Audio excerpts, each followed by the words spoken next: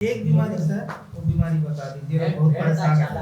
भेड़ में जो लरही बीमारी होता है, जो गले में सूजन हो जाता है, और बकरी में जो लिवर फ्लू है, पूरा महानदी के तट में जैसे हम चलेंगे रायगढ़ से, वही मैं बोलना चाह रहा था, और इधर खारून के तट में चलिए सोमनाथ से लेके गुरुड़ तक, और फिर उधर तांदुला का चलिए। जो नदी के किनारे के फार्मर हैं वो बकरियों में लिवर फ्लू से त्रस्त हैं और भेड़ वाले लरही से त्रस्त। वही मैं बताना चाह रहा था। एक्चुअली क्या है कि वो पोर्शन छूट गया। जो मैंने बताया था ना कि जो 6-7 बीमारियां जो बताया पीपीआर वगैरह, वो भी उतना ही इम्पोर्टेंट है जितना कृमि से ग्रसित बकरी है। कृमि जो है ना, बकरियों का 30% नुकसान अगर पीपीआर करता है तो 30% ही जो है ना वो करता है कीड़ा डीवर्मर। उसमें क्या देखो, डीवर्मर जो है ना, जो पेट के कीड़े हैं, वो कई तरह के पेट के कीड़े हैं। अगर मैं आपको बताऊं, एक तो होता है देखो वाही कृमि। वाही मतलब बाहर है, जो शरीर के बाहर है। इसमें टिक्स वगैरह आते हैं, टिक्स है, जुएं, किल्ली जो जानते हो ना, ये सब वाही परजीवी हो गए। एक है अंतः परजीवी, अंतः इंटरनल पैरासाइट। अब अंतः परजीवी में कई कैटेगरी है। एक होता टेप वर्म या फीता कृमि, ये सब होता है बकरी में। फीता कृमि देख रहे हैं, ऐसे ऐसे लंबे लंबे इस तरीके के फीता जैसे रहता है ना, बच्चियां लोग जो फीता कृमि। एक है गोल कृमि, राउंड वर्म, ऐसे छोटे छोटे गोल कृमि। इसमें भी 10 तरह भी हैं नाम। स्ट्रोंगिलॉइड है, ट्राइचूरियस है, कई गोल, मतलब अगर वो गोल दिख रहे हैं तो गोल कृमि। इसके भी 10-12 प्रकार हैं। इसके भी 3-4 प्रकार हैं फीता कृमि के, जो मतलब शरीर के हिसाब से जो रहते हैं ना, वो 3-4 प्रकार। ऐसे ही और भी हैं शरीर के हिसाब से। फ्लूक्स, जैसे लिवर फ्लूक है, लंग वर्म है, लंग जब फेफड़ा की कृमि, लंग वर्म। इवन किडनी में भी रहते हैं, डिक्टियोकोलस भी, किडनी के गुर्दा कृमि, हाँ। और हार्ट में भी रहते हैं, डिरोफेरिया इमिटिस, हार्ट वर्म। हृदय के भी वर्म है, शरीर के हर अंग में वर्म है, उसके नाम से liver fluke, lung worm, kidney worm, heart worm, ये सब है। ठीक है। अब इसमें क्या होता है देखो, जैसे ये इन्होंने क्वेश्चन अभी उठाया कि जो नदी किनारे हैं तो उसमें क्या होता है, एक चक्र होता है, कृमि का एक चक्र होता है। चक्र जानते हो ना, साइकिल, चक्र या साइकिल क्या है? ये माना कोई जानवर है, ठीक है, माना बकरी है कोई। बकरी ने गोबर दिया, गोबर में अंडे हैं या कृमि है, ठीक है। अब आपके शेड में 100 बकरी हैं, इस बकरी के अंडे आए। अब ये बकरी भी तो मुंह मारती है हर जगह, दाने में भी मारेगी, नीचे भी मारेगी, ये इसके पेट में। अब आपने पूरा धो दिया शेड को, वो धो के माना जैसे बोल रहे ना, नदी किनारे क्या है, साइकिल बहुत जल्दी होती है। वो नदी में आ गए या खेत में आ गए, हमारे गोबर जैसे यहाँ आया, खेत में आ गए। खेत में हरा चारा खड़ा है, हरा चारे को काटे, इसमें फिर अंडे आ गए, फिर आपने बकरी को दिया, फिर ये बकरी से दूसरी बकरी, ये चक्र है। अब इस चक्र को क्या है, तोड़ना है हमको। चक्र को कैसे तोड़ेंगे कि जब तक लगातार हम लोग डीवर्मिंग नहीं करेंगे। एक्चुअली क्या है, ये कीड़ा मार जो है ना, बहुत ही खतरनाक जानवर है। क्यों है खतरनाक, ये देखो, हजारों साल से कीड़ा पेट में है बकरी के, है कि नहीं?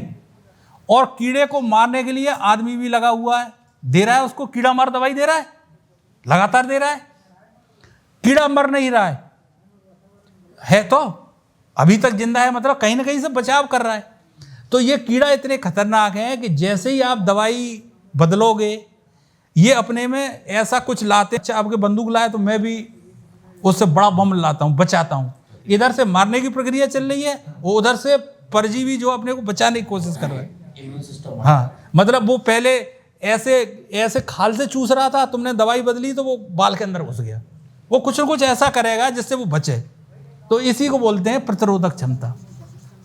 प्रतिरोधक, दवाई से रेजिस्टेंस।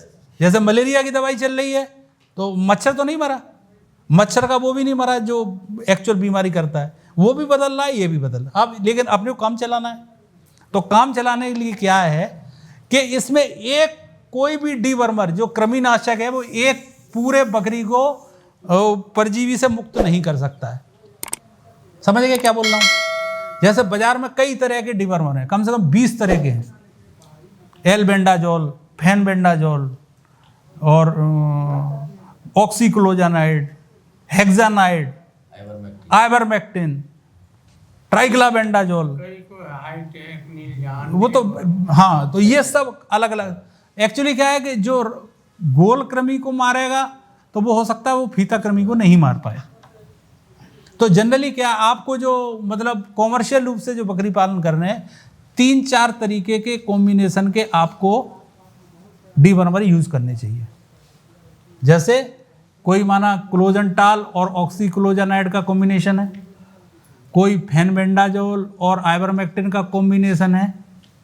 ऐसे करके 3-4 तरह के आपको, तब तक पूरा कवरेज नहीं होगा। सर इनको हमको मतलब through out the culture use करते रहना है? हाँ, ये लगभग 3 माह में अपने को इसको डीवर्मर करना है, देना है बदल बदल के। हाँ, अब उसमें भी एक विशेष ध्यान है कि जब भी आप कोई डीवर्मर यूज करते हो तो जनरली ये लार्विसाइडल होते हैं। लार्विसाइडल मतलब ये लार्वा और एडल्ट वर्म को तो मार देगा, लेकिन हर समय पेट में कुछ ना कुछ अंडे तो मिलेंगे।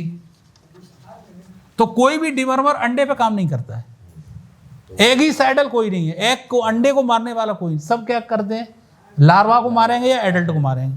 तो इसमें एक जो हमारा जो वो आप लोगों से वो है, इसमें जैसे माना आपने 1 जनवरी को कोई डीवर्मर यूज किया, कोई भी जो कॉम्बिनेशन आपने बताया, 1 जनवरी को आपने अगर कोई डीवर्मर यूज किया तो उसमें क्या लार्वा और एडल्ट तो खत्म हो गए लगभग। अब जो अंडे हैं वो लगभग 9 से 11 दिन में ये जो है ना वो लार्वा में बदलता है, वो हैच हो गए, अंडा हैच हो के वो लार्वा में बदलता है। तो जैसे 1 जनवरी में आपको अगर कोई भी यूज किया हो डीवर्मर, तो 11 जनवरी को उसको फिर रिपीट करो, सेकंड डोज, जिससे जो एग जो लार्वा में बदला है वो भी निपट जाए। तो कम से कम 3-4 महीने की आपको फुर्सत मिल जाएगी। मतलब कि आप लोगों को जब डोज देना है तो 2 बार देना है? 2 बार, 10वें दिन, लगभग 10वें दिन रिपीट करिए उसको, तो लगभग 3-4 महीने की आपको राहत मिल जाएगी। क्योंकि वो तो दाना और वो तो फिर खा ही रहा है ना, अंडे वो हरा चारा है वो आ ही रहा है। तो उसको आपको लगभग हर 3 माह में उसको डीवर्मर करो और 10वें दिन पे जो है ना उसी को रिपीट करो, जिससे अंडा जो लार्वा में बदला है वो भी निपट ले। वही दवाई और खाली पेट देना चाहिए? हाँ, खाली पेट देना चाहिए। एक्चुअली क्या, खाली पेट जो है ना वो एब्जॉर्ब जल्दी होता है। जल्दी अगर करना है तो खाली पेट ही देना है उसको। डोज अलग अलग है, डोज को कोई नहीं बता सकता, डोज सबके अलग अलग है। उसके सी से जैसे अपन जो 1 जनवरी को जो दिए फॉर एन एग्जांपल, जैसे अपन, हाँ डोज सेम रहेगा, दोनों का डोज सेम डोज ही रहेगा जी। और इसका बेस्ट टाइमिंग क्या रहेगा? हैं? बेस्ट टाइमिंग क्या रहेगा और उसे कितने घंटे बाद खाना देना है? खाना 1-1.5 घंटे बाद, 2 घंटे बाद। और सुबह करें तो ज्यादा? सुबह सबसे अच्छा समय खाली पेट ही है।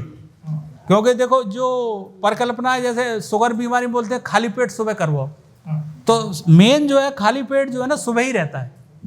तो उस समय सबसे अच्छा है डीवर्मिंग की दवाई देना, कि सुबह जैसे ही आप अपना शेड का दरवाजा खोलते हो उस समय आप उसको डीवर्म कर दो, और उसके 1-2 घंटे बाद जो है ना उसको दाना, नॉर्मल प्रक्रिया। जनरली क्या है, कुछ डीवर्मरों में वो दस्त वाली दवाई भी रहती है। जैसे कीड़े को ये कोई मारता नहीं है, ये कीड़ा मार कोई नहीं है, ये सब उसको आधा बेहोश करते हैं।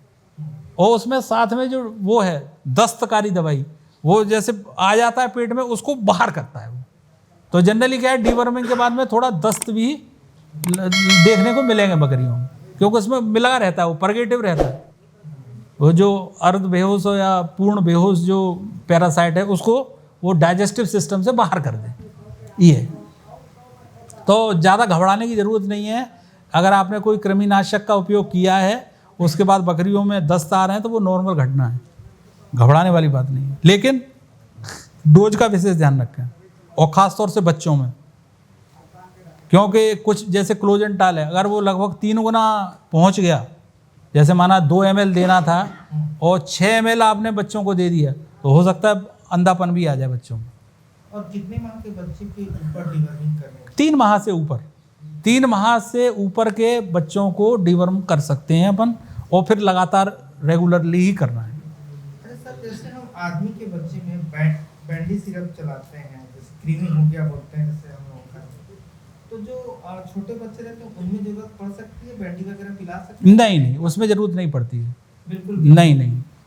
एक्चुअली क्या है कि जब तक सिंगल स्टमक बकरी रहती है तब तक, और माँ के संरक्षण में है, तो एंटीबायोटिक्स भी मिल रहे हैं, और उसके वो कोलेस्ट्रम से डिवर्म का भी कुछ अंश आ रहा है उसमें।